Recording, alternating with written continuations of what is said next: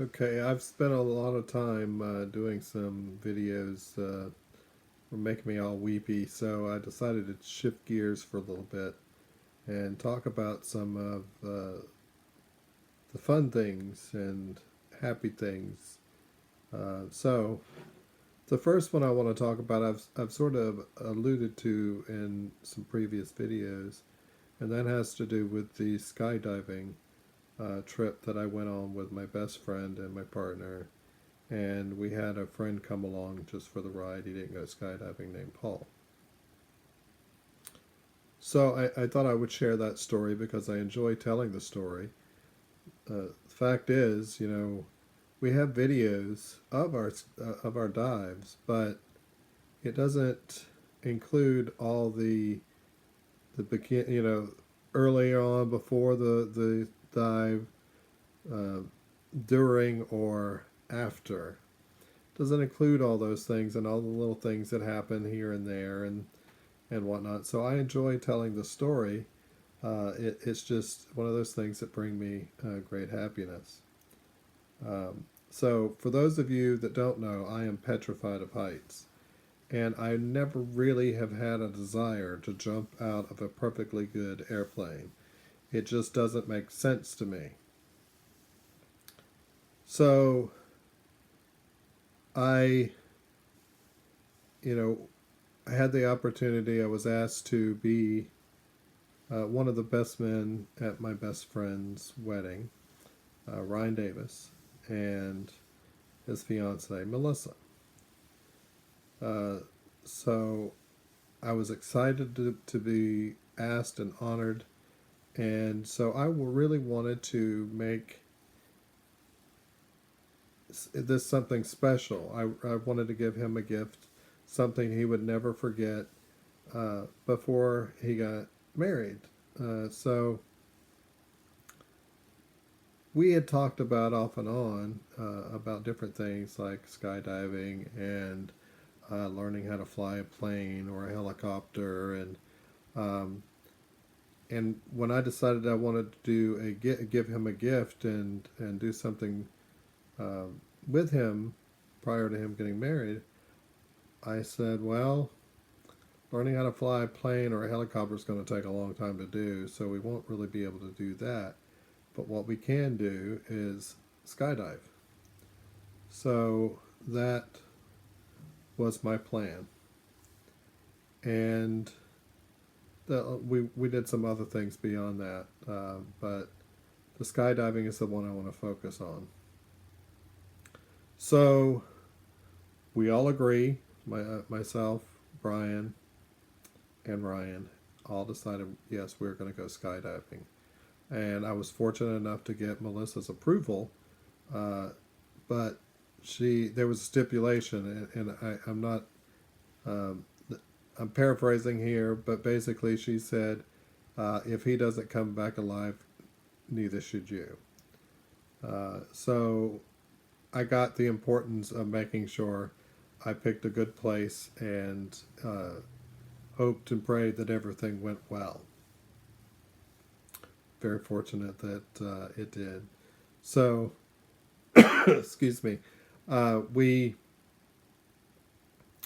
go the day of. We go to the place. We drive into the place, and it's a good distance away. And um, we're following the GPS. We're following. Okay, we turn here, we turn there, we turn there, and it's taken us into this like wooded area. And it just seemed like it was going to be one of those ding, ding, ding, ding, ding, ding, ding moments. Uh, Boy, you sure do got a pretty mouth. And I was like, I'm not interested in any of that. So, anywho, um, all of a sudden we came out to a clearing, and there it was, the skydiving place. So we get there early, so we're going through the process and doing a little shopping and doing all the things that you have to do. And the wind starts building up, so um, they put the flights on or the dives on hold for a while until the wind dropped down to acceptable parameters. So that gave us time to kill. So we decide, instead of just sitting around there, because it's a little cool and, not much to do, so we decide to go to the nearest bar. And we have quite a few drinks and had some great conversation, and probably had more drinks than we should have. But we know it's about time we're going to go back and see if we're still on to do our dive. So we get there, and we're still on, so we have to go through the training and get geared up and whatnot. And of course, they can smell the alcohol on us, and they're like, "Well, if you're drunk, you can't go." We weren't drunk, but we definitely had a good buzz on. And with going through all this process, by the time we were ready to fly, we were sober. Believe me, it's a sobering moment. So through this whole process, everywhere you see, there's signs, and there's even on the suit that you're wearing, everything is basically saying this could kill you. So it really boosts the confidence of, oh, I'm going to make it out of this alive, and I'm going to enjoy it. Um, so we get ready to get on the plane, and um, so nobody tells you the last one. The last one on is the first one off. So that's just the start for me. So I'm thinking nothing about it. So I'm getting on board,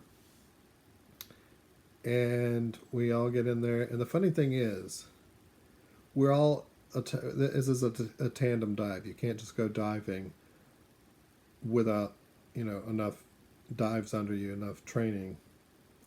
So you have to do tandem dives, which means you have somebody attached to you. So everybody gets somebody that's going to be professional, who's got experience, knows what they're going to do, and they're going to attach themselves to you.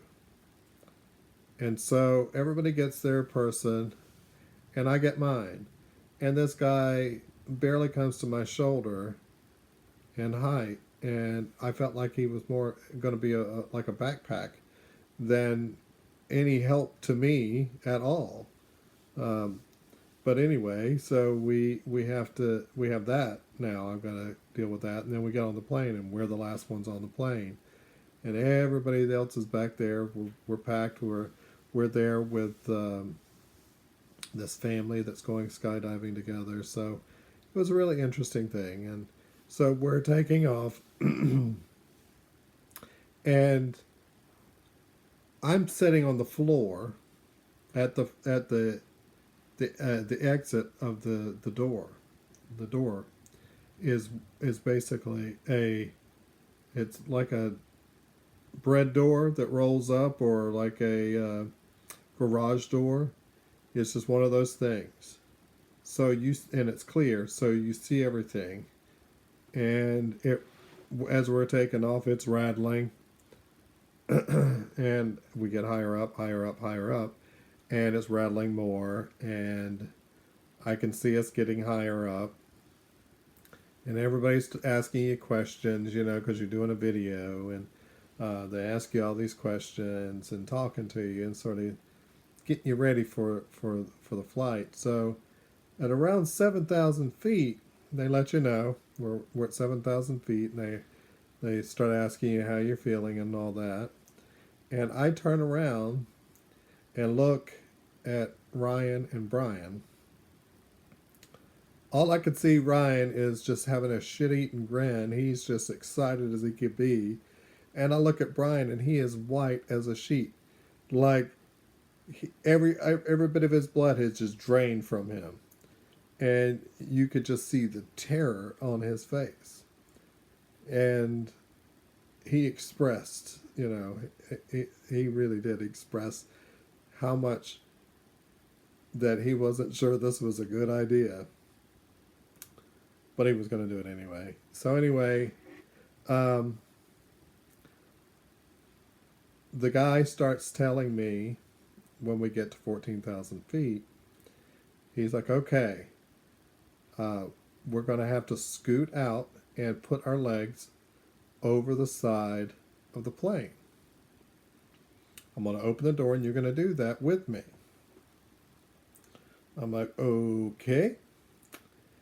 And he's like, I'm going to tap you. You're going to put your head back and I'm going to tap your forehead and let you know we're going to go over. How would you like to jump out of the plane?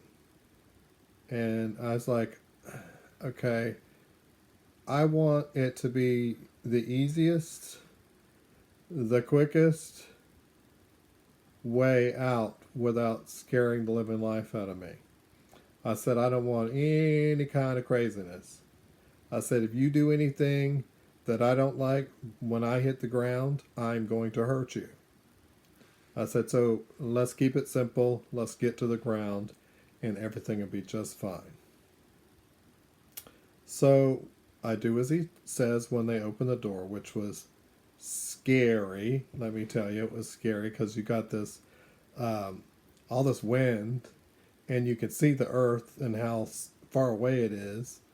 And so I do as he says. I put my head back, he taps it, and we go out face first. So we just do a roll out. So the interesting thing about this process is when you go out, you feel this initial jerk because the plane's going at speed and all of a sudden, you come to somewhat of a stop and then a drop. So you go out, you feel that sensation, and then the next thing you know is you just feel like you're dangling, like you're on strings. You're just dangling. And you're floating in the air, and you can see the curvature of the earth. You can see how small everything is. And then you start feeling like, wow, I'm really insignificant compared to the rest of this. And you're just admiring the beauty of it all, truthfully. And you feel the wind blowing by your hair, by your ears. And they warn you before you leave, don't open your mouth because it will take all of the moisture right out. And you will have the worst case of cotton mouth ever. Well, let me be one to remind you, don't open your mouth. It is horrible. It just sucks all the moisture out. And not only that, it makes your cheeks go flappity, flappity, flappity, flappity. And it just looks absurd. So anyway, we're out there, and so I'm like, well, this isn't too bad. It's scary. I can see the earth coming closer and closer and closer. And I'm thinking to myself, when's this dude going to pull the cord? Because I'm not ready to go splat. So he starts talking to me, having a conversation, which was weird, that I could hear him so clearly. Of course, he's right. He's like right up on me. I feel every bit of him on the back of me, which was a little weird. So he's like, okay, I'm going to pull the chute now, and you're going to feel a sudden jerk. So I'm like, okay. But before we're doing all that, the camera guy wants to get some shots. So this dude starts spinning me around and grabbing me by my foot. And so if you ever see the video of me, you can see me cursing at him. I wanted no part of anybody grabbing a hold of me while I'm falling to the ground. So anyway, he pulls the chute and you feel that sudden jerk, which is a little scary. And then you hear him tell you, okay, the next thing I need to do for us to be able to land, because we got to land on our butt because of the height difference between the two of us. I said, we got to do what? We're going to land on our butts? Isn't that going to hurt? He's like, no, we're just going to skim down and just sort of land gently on the ground. And I said, I don't know how that's going to happen, but okay. He's like, but before I can do that, I'm going to have to release you. And I said, release me from what? He's like, well, we're attached with these two clips that keep us tight, and I need to loosen us up for us to be able to land without hurting each other. And so you're still going to be attached to me, but it's going to feel weird. You're going to feel like you're falling. And I said, I already feel like I'm falling. He's like, okay, here we go. He releases those latches, and I drop. And I thought I was dying right then and there. I truly did. I felt like I was about to die. But then it was okay again. I was fine. And then he tells me, okay, well, we're going to get in position to land, so we got to make some turns. So you gradually turn, and every time you make another adjustment, you have this sort of shift, and it feels like you're falling. You're already falling, but it makes you feel more so. That sensation is weird. So we get in and we land. We come in for the landing. We just skim the treetops. I do mean skim. And we come into the ground, and it's coming faster and faster and faster. And I'm thinking, I'm about to break something. My ass is going to come out my mouth.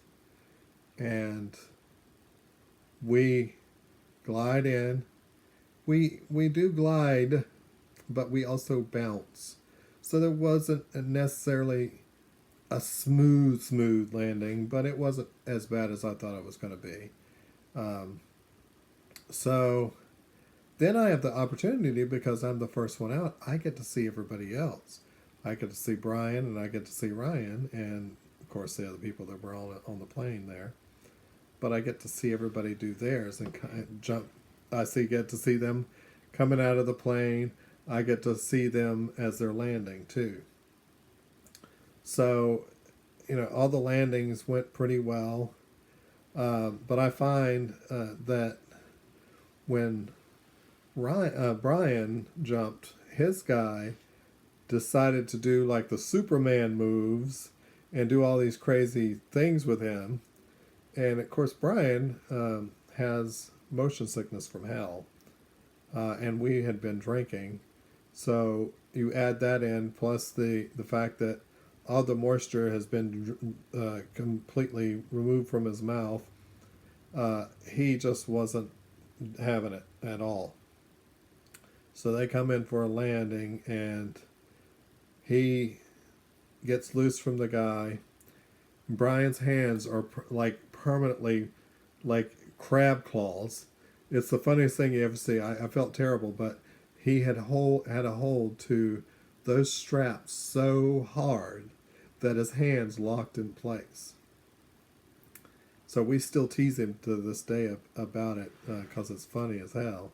But he also got sick on top of it. So I'm not sure if he enjoyed it or not. I think he doesn't regret doing it, but I don't think he ever wants to do it again. Ryan, of course, had a blast through the whole entire thing and wants to do it more and more. And honestly, I wished that I would have been able to do it again. We should have done it sooner while we were talking about it before. But anyway, I hope that they both go skydiving again. It's an amazing experience. It's humbling. It's an adrenaline. I can't even say it. Tongue doesn't want to work. It's better than drugs, let me tell you. Water rush. And it's just all around. It's just fun. It's fun. It makes you feel alive. So if you get the opportunity to go skydiving, and I would say no, go. But whether anybody asks you to go or not, make plans to do it and do it. Do stuff that's out of your comfort zone. Have fun. It's just, that is one of the biggest things that I will never regret. It makes me so happy that we did this and we did it together. It's something that we will always have. That's a memory that will be forever burned into all of our brains. Um, it was just an adventure, and I wished we've done more adventures. We've done trips and things of that nature, and I'll talk about some of those things in the future. Uh, but being adventurous is a good thing, and I regret not doing more of it. So this is an abbreviated version of my story about skydiving, and less enthusiastic because I can't move like I normally would. Normally, I'm very animated when I tell the story. Uh, but I hope you enjoyed it. I always enjoy talking about it and telling people about it. So thank you all, and have a good day.